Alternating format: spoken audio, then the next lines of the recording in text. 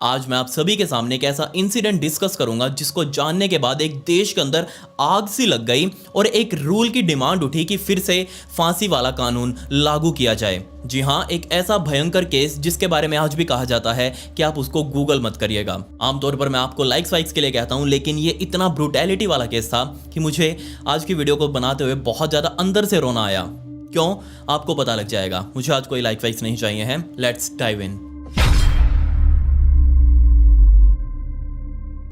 इस केस को समझने के लिए हमें फिलीपींस के लापू लापू शहर में बने हुए माकटान गांव में जाना पड़ेगा और यहीं पर रहा करती थी 16 साल की क्रिस्टीन नाम की लड़की। दिखने में एक आम सी बच्ची जो अपने माता पिता के साथ इसी छोटे से गांव में अपने इस छोटे से घर के अंदर रह रही थी। लोअर मिडिल क्लास में रहते हुए बेचारे माता पिता किसी तरीके से अपना भरण पोषण कर रहे थे, अपनी बेटी क्रिस्टीन को पाल रहे थे। क्रिस्टीन का स्कूल जल्दी ही पूरा होने वाला था और उसने अपने फ्यूचर प्लान बना रखे थे कि आगे वो किस कॉलेज में जाएगी, आगे उसे क्या करना है और बड़े होकर क्या बनना है। इसके अलावा क्रिस्टीन अपने धर्म में भी बहुत ज्यादा विश्वास करती। वो हर संडे शाम को 4 बजे से ही अपने घर से बाहर निकलती, पास ही मौजूद चर्च में जाती, वहां जाकर सेवा वगैरह करती। साफ सफाई में उसका बहुत ध्यान रहता। वहां जाकर वो साफ सफाई वगैरह करती। 8 बजे तक प्रेयर्स वगैरह होने के बाद वो चर्च से बाहर निकलकर वापस अपने घर तक पहुंचती। ये उसका हर हफ्ते का रूटीन बन चुका था और माँ बाप को भी इसके बारे में पता था। यहाँ कोई दिक्कत नहीं थी, सब कुछ परफेक्ट चल रहा था। क्रिस्टीन के माता पिता ने बताया कि क्रिस्टीन को के पॉप और ये BTS वगैरह देखना बहुत ज्यादा पसंद था। एनिमेज उसको बहुत ज्यादा पसंद थे। इन सब से उसका बहुत अच्छा टाइम पास हो रहा था। दिन आ चुका था 9 मार्च 2019 का, संडे का वो दिन। सुबह सुबह जैसे ही क्रिस्टीन अपने घर पर उठी, उसकी माँ ने जाकर उसको कहा कि हमें थोड़ी ही देर बाद बाजार में सामान वगैरह लेकर आना है।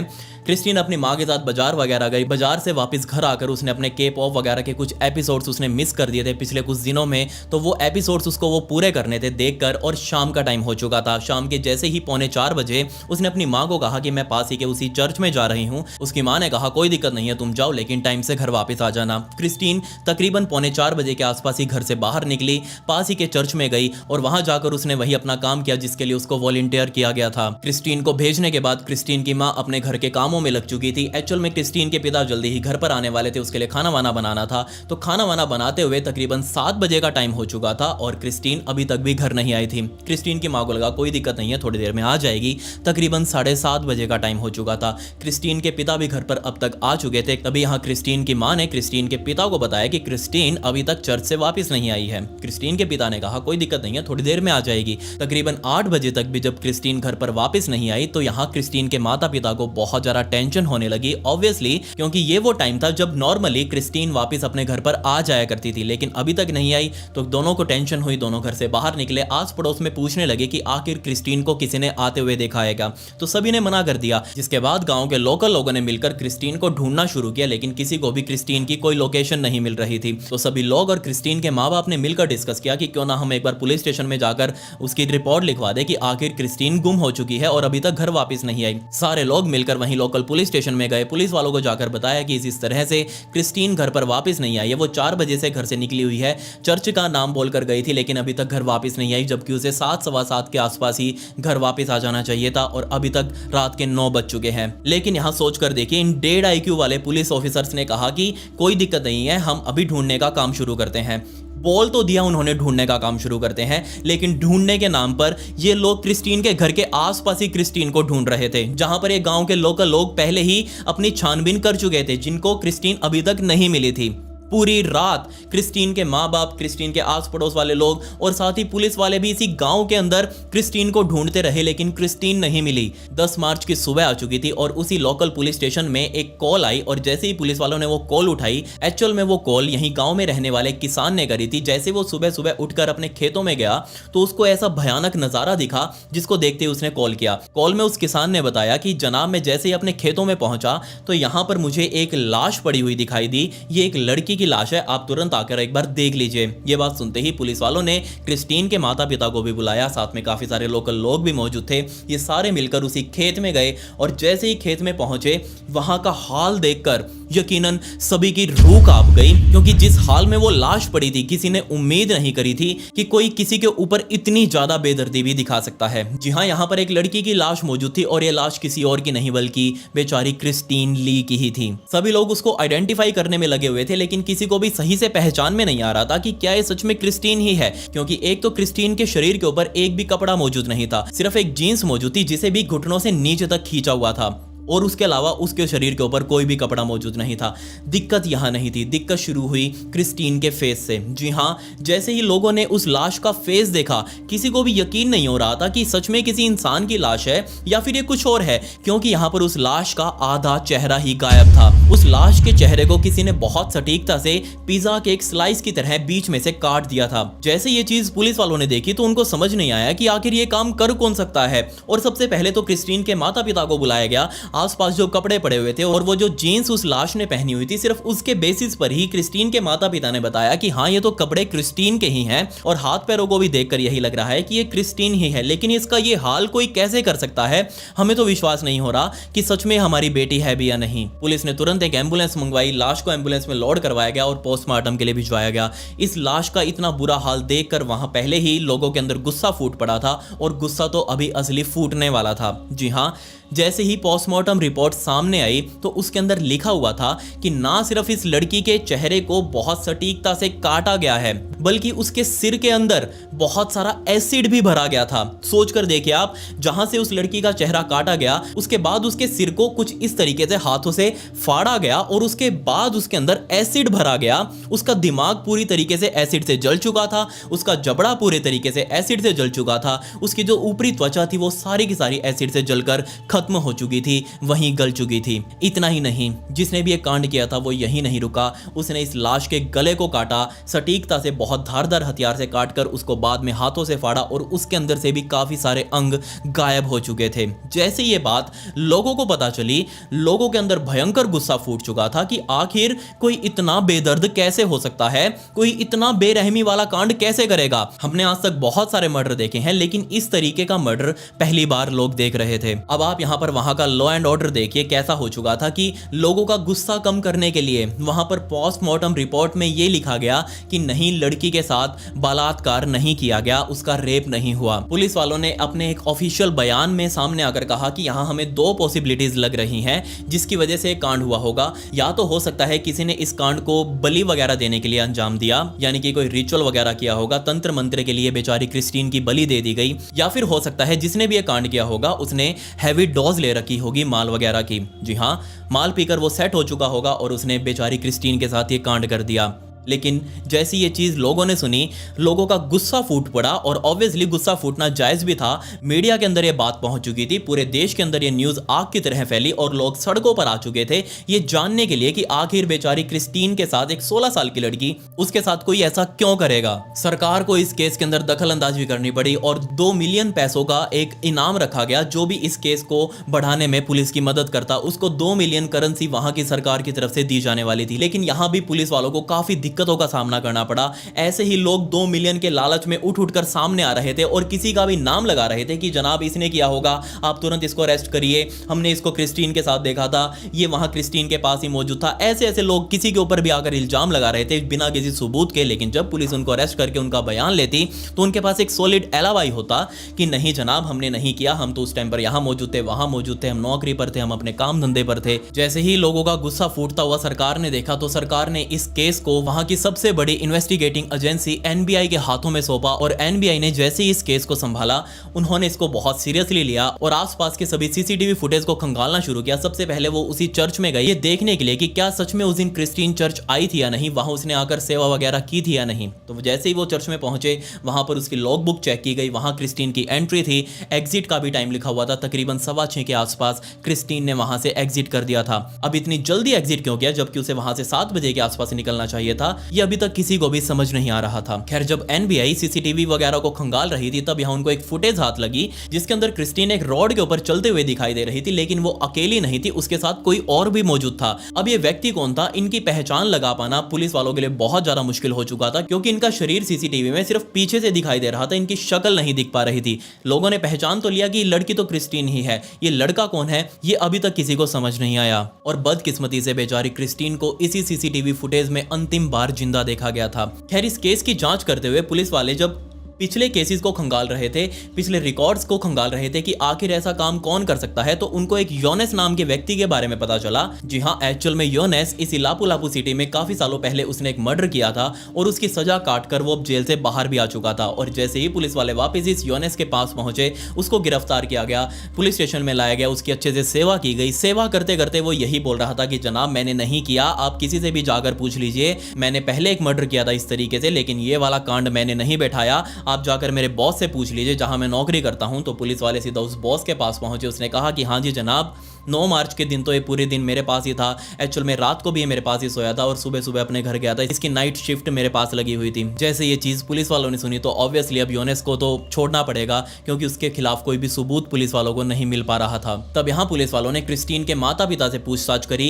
एक्चुअल में पुलिस वाले क्रिस्टीन की हिस्ट्री जानना चाह रहे थे कि आखिर क्रिस्टीन की अभी तक की जिंदगी कैसी रही है और कौन ऐसा हो सकता है जो क्रिस्टीन के साथ इतनी बेदर्दी से दुश्मनी निकाले। तब यहाँ क्रिस्टीन के माता पिता ने पुलिस वालों को बताया कि हमें इतना तो ज्ञान नहीं है कि क्रिस्टीन किससे बातें किया करती थी, लेकिन हाँ उसको एक के पॉप वगैरह मोबाइल पर देखना बहुत पसंद था, तो आप उसका मोबाइल देख सकते हैं, क्या पता आपको कुछ चीज मिल जाए। तो जैसे ही पुलिस वालों ने क्रिस्टीन के मोबाइल डिटेल्स की जांच करनी शुरू करी तो उनमें पुलिस वालों को एक नंबर दिखाई दिया और एक्चुअल में नंबर एक जॉन नाम के लड़के का था और ये जॉन कोई और नहीं बल्कि क्रिस्टीन का एक्स बॉयफ्रेंड ही था। हाल ही में क्रिस्टीन का जॉन के साथ ब्रेकअप हो चुका था। तो जैसे ही पुलिस वालों को इस जॉन के बारे में पता चला तो उनके माइंड में एक ख्याल आया कि हो सकता है क्रिस्टीन से उसने बदला लेने के लिए उसका ये हाल कर दिया हो। तो पुलिस वाले सीधा जॉन के घर पर गए, उसको वहां से झपा पुलिस स्टेशन लेकर आए और उससे पूछताछ करने लगे। लेकिन जॉन की भी अच्छे से सेवा की गई, बट उसने कुछ नहीं बोला। वो बार बार यही बोल रहा था कि जनाब मैं उस दिन पूरा दिन अपने घर पर ही था, आप किसी से भी पूछ लीजिए, आप मेरे घर वालों से पूछ लीजिए, आस पड़ोसियों से पूछ लीजिए। लेकिन पुलिस वालों ने एक भी नहीं सुनी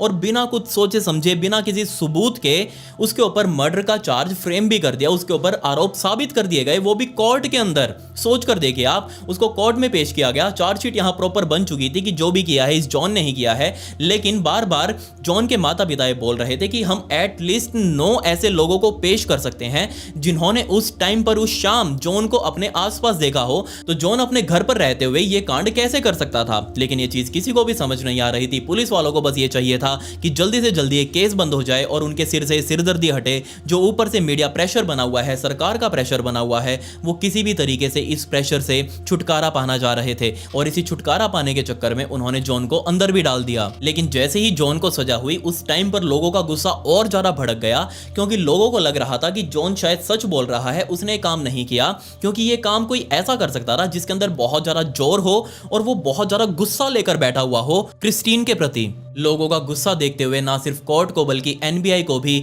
अपना फैसला बदलना पड़ा। जॉन के ऊपर से लगाई गई मर्डर की सारी धाराएं हटा दी गई और उसको जेल से बाहर निकाल दिया गया। जैसे ही जॉन बाहर आया, जॉन के माता पिता ने राहत की सांस ली, लेकिन अभी भी क्रिस्टीन के माता पिता को कहीं ना कहीं ये लग रहा था कि शायद हो सकता है जॉन ने एक कांड किया हो और वो एक कांड करके वापस बच निकला हो। 2 अप्रैल 2019 का दिन आ चुका था। तकरीबन अभी तक इस कांड को हुए 22-23 दिन बीत चुके थे और फाइनली 2 अप्रैल के दिन एक बार फिर से क्रिस्टीन की बॉडी को कब्र से बाहर निकाला गया और उसकी सेकंड ऑटोप्सी की गई। और इस ऑटोप्सी में सामने आया कि ना सिर्फ यहां क्रिस्टीन का मर्डर हुआ था बल्कि उसके साथ बार बार रेप भी किया गया था। और जैसे ये चीज लोगों ने सुनी तो उनके अंदर गुस्सा और ज्यादा भड़क गया। वो ना सिर्फ अब सरकार और पुलिस वालों के खिलाफ प्रोटेस्ट कर रहे थे बल्कि अब आगजनी वगैरह की घटनाएं भी बढ़ चुकी थी। पुलिस वालों के खिलाफ इतना ज्यादा गुस्सा बढ़ चुका था कि पुलिस वाले अपने पुलिस स्टेशन से बाहर निकलने को भी डर रहे थे कि कहीं बाहर वो जाएं और भीड़ उनको निपटा ना दे। अब आप यहां पर सोच कर देखिए, बेचारी क्रिस्टीन के साथ ना सिर्फ रेप किया गया था, वो भी बार बार, बल्कि उसके प्राइवेट पार्ट्स के अंदर धारदार हथियार डालकर अंदर हथियार को काफ़ी बार घुमाया गया, जिससे बेचारी क्रिस्टीन के इंटरनल ऑर्गन्स अंदर ही कट चुके थे और यहाँ क्रिस्टीन को इंटरनल ब्लीडिंग स्टार्ट हो चुकी थी। और ये सब तब हुआ जब बेचारी क्रिस्टीन जिंदा थी। और इससे ज़्यादा हैरान कर देने वाली बात यहाँ ये थी कि जब उसके सिर को काटा जा रहा था उस टाइम पर भी क्रिस्टीन जिंदा थी। और अब यहाँ बस सोच कर देखिए, बेचारी क्रिस्टीन को उस टाइम पर कितना दर्द फील हो रहा होगा, वो कैसे खुद को संभाल पा रही होगी, उसको क्या फील हो रहा होगा। फास्ट फॉरवर्ड टू 21 अप्रैल 2019 यानी कि 21 अप्रैल 2019 का दिन आ चुका था। और लापू लापू शहर के एक दुकान के अंदर दिन दहाड़े एक चोरी हुई और किस्मत से दुकानदार उसी टाइम पर दुकान पर मौजूद था, तो उसने चोर को देख लिया। जैसे ही वो चोरी का सामान कर चोर भाग रहा था वहां से, दुकान वाला उसके पीछे पीछे भागा। उसने जोर जोर से चिल्लाना शुरू कर दिया और वहीं के लोकल लोगों ने मिलकर उस टाइम पर उस चोर को वहीं पकड़ लिया। तुरंत ही पुलिस को बुलाया गया। पुलिस वालों ने चोर को मौके से अपने कब्जे में लिया, उसको पुलिस स्टेशन लेकर आए और उससे अब पूछताछ की जानी थी। पूछताछ में उसने अपना नाम रोनेटो बताया और साथ ही बताया कि वो पिछले काफी लंबे टाइम से चोरियां करता रहा था। पुलिस वालों ने उसको रिमांड पर लिया और 22 अप्रैल के दिन जैसे ही उसका रिमांड शुरू किया गया, उससे सख्ती से पूछताछ की गई। और यकीन मानिए, इस 22 अप्रैल के दिन जो रोनेटो ने पुलिस वालों को बताया, उसे सुनकर पुलिस वालों को विश्वास नहीं हुआ, क्योंकि जिसको पूरा देश अभी तक ढूंढ रहा था वो पुलिस के सामने अब मौजूद था। थोड़ा सा पीछे चलते हैं इसी केस में और बात करते हैं फरवरी 2019 की। जब फरवरी 2019 में क्रिस्टीन का अपने बॉयफ्रेंड जॉन के साथ जैसे ही ब्रेकअप हुआ, उसके बाद क्रिस्टीन खुद को काफी ज्यादा अकेला फील कर रही थी। वो बहुत ज्यादा उदास रहती, धीरे धीरे वो डिप्रेशन में जाए जा रही थी। और तभी क्रिस्टीन फरवरी 2019 के मिड में अपनी फेसबुक फीड को स्क्रॉल कर रही थी, तभी उसके सामने एक नोटिफिकेशन आया और उस नोटिफिकेशन में लिखा हुआ था, CJ Diaz wants to send you a friend request. जी हाँ, सीजे डायाज नाम के एक लड़के ने क्रिस्टीन को फ्रेंड रिक्वेस्ट भेजी थी। और जैसे ही फोन चलाते चलाते क्रिस्टीन ने उस फ्रेंड रिक्वेस्ट को देखा, उसके ऊपर क्लिक किया, उसकी प्रोफाइल वगैरह देखी कि आखिर ये चटपटा सा है कौन। तो यहाँ क्रिस्टीन को वो लड़का अच्छा लगा, उसकी फ्रेंड रिक्वेस्ट एक्सेप्ट कर ली। और फ्रेंड रिक्वेस्ट एक्सेप्ट करते ही क्रिस्टीन के पास सीजे डायाज की तरफ से हाय हेलो के मैसेज आने लगे। अब मैसेज आते आते क्रिस्टीन ने उनका रिप्लाई करना शुरू कर दिया और इन दोनों की अच्छी बॉन्डिंग बन चुकी थी कुछ ही दिनों के अंदर। अभी अभी क्रिस्टीन का कुछ ही दिनों पहले ब्रेकअप हुआ था और उसके बाद से क्रिस्टीन खुद को काफी ज्यादा अकेला फील कर रही थी। तो इसी अकेलेपन को भरने के लिए सीजे डायाज नाम का ये आदमी सामने आया और उसने क्रिस्टीन के साथ काफी अच्छी अच्छी बातें करनी शुरू कर दी। रातों को चैटें गर्म होने लगी और दोनों ने जल्दी ही मिलने का प्लान भी बना लिया। रोज सीजे डायाज अपनी फोटोज क्रिस्टीन को भेजता, क्रिस्टीन अपनी फोटोज सीजे डायाज को भेजती। दोनों के बीच में एक अच्छा रिलेशनशिप बिल्ड हो चुका था। अब क्योंकि दोनों के बीच में एक अच्छा रिलेशनशिप बिल्ड हो चुका था, तो सीजे डायाज ने क्रिस्टीन के सामने मिलने का प्रपोजल रखा कि क्यों ना अब हम एक दूसरे के इतने क्लोज आ चुके हैं तो जल्दी ही मिल भी लें। तो यहाँ क्रिस्टीन ने भी ना नहीं किया और फाइनली 9 मार्च 2019 का शाम का टाइम उन्होंने फिक्स किया कि हाँ, हम शाम को इस चर्च के बाहर मिलेंगे।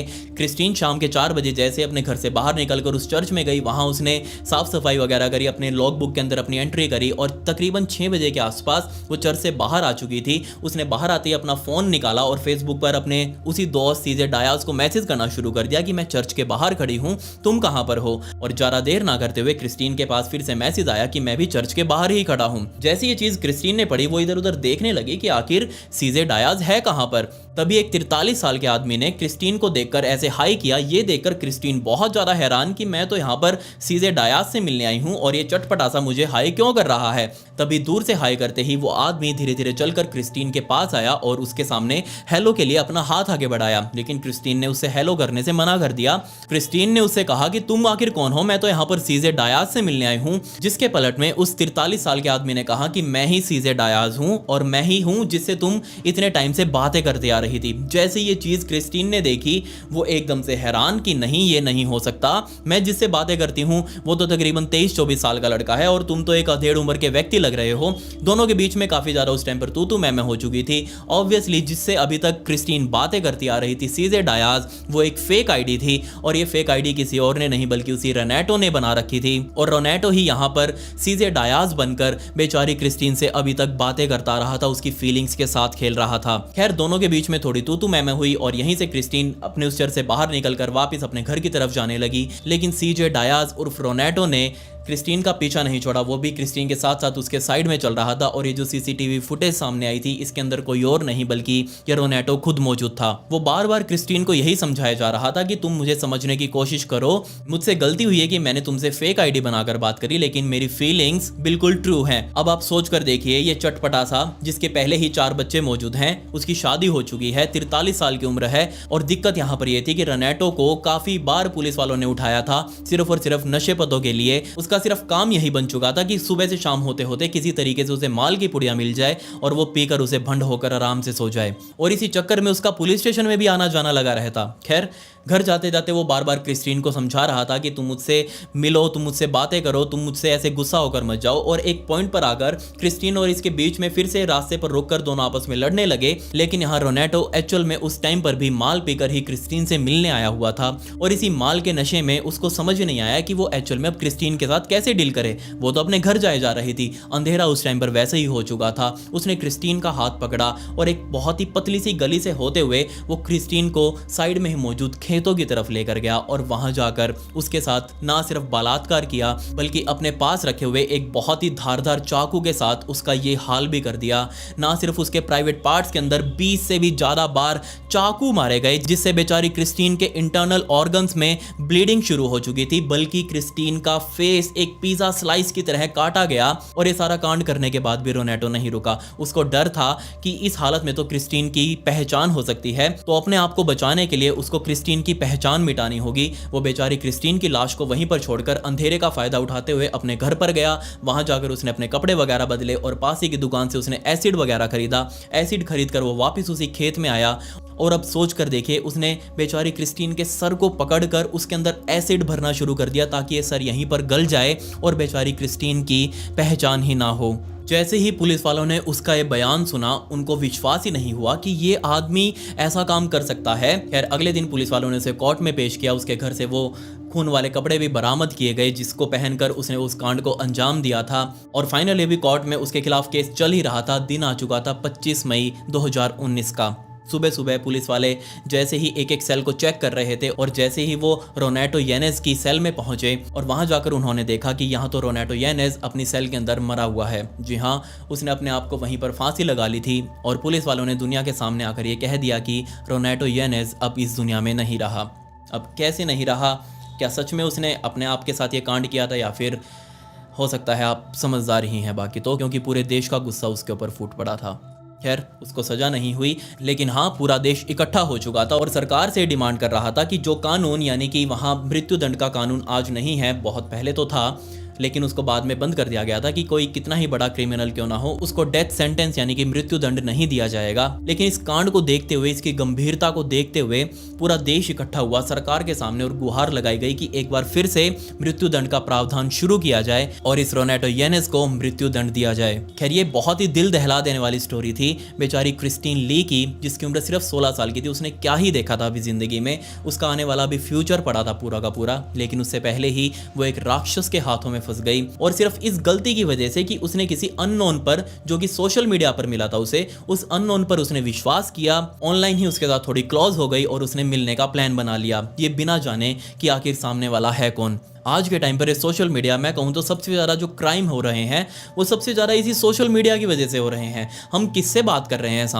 सामने वाला किस इंटेंशन से हमसे बात कर रहा है, उसके मन में क्या है, उसके दिमाग में क्या है, ये हमें कभी पता नहीं चल पाएगा। आप अपने आप में कितने ही अच्छे क्यों ना हो, आप अपने आप में कितने ही सच्चे क्यों ना हो, आपका दिल बहुत अच्छा है, आप सामने वाले की हेल्प करना चाह रहे हैं, लेकिन क्या पता सामने वाला अपने दिमाग में क्या लेकर बैठा है, आपको कभी पता नहीं चल पाएगा। क्या पता वो अपने रंग कब दिखा दे जिससे आपकी ज़िंदगी खतरे में पड़ जाए। अपने आप को हमेशा सतर्क रखिए। ऑनलाइन कभी भी किसी के ऊपर बहुत जल्दी विश्वास मत करिएगा, क्योंकि मोस्ट ऑफ द केसेस में हमें ऑनलाइन धोखा ही मिलता है। खैर ये स्टोरी थी क्रिस्टीन ली की। अगर आपको मुझसे बात करनी है तो ये मेरे इंस्टाग्राम आईडी है, इसका लिंक आपको डिस्क्रिप्शन में भी मिल जाएगा। यहाँ पर आकर आप मुझसे इस केस से जुड़ी हुई कुछ फोटोज वगैरह ले सकते हैं, जो कि मैं यहाँ नहीं लगा सकता कम्युनिटी गाइडलाइंस की वजह से। मेरे इंस्टाग्राम का लिंक आपको डिस्क्रिप्शन में भी मिल जाएगा, तो वहाँ आप फॉलो करके मुझसे बात कर सकते हैं। खैर पिछली वीडियो का शाउट आउट मुस्कान शर्मा को and comment pick me to get a shout out in next video. मिलते हैं अगली वीडियो में। ये वीडियो देखने के लिए धन्यवाद।